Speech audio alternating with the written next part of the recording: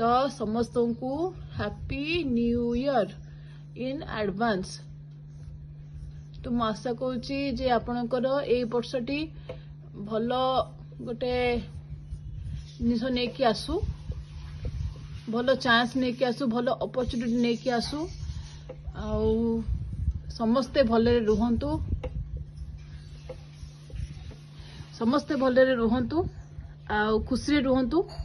Life रे तो बहुत दुख आसे। आउ कथा था जे आमे होचु ओडिया, तो आम ओडिया मानकर एक्चुअली मोर न्यू वर्ष स्टार्ट, नुआ वर्ष स्टार्ट हो पणा संक्रांति दिन, तो सेटपाई कि एटा होची इंग्रेजी नव वर्ष। तो एटा को एज यूजुअल गोटे कैजुअली एटा को एंजॉय करंतु। बाकी खुशी सब रुहंतु। जते नेगेटिव आछे से नेगेटिव भितर भी पॉजिटिव रहया को चेष्टा करंतु। So always be positive.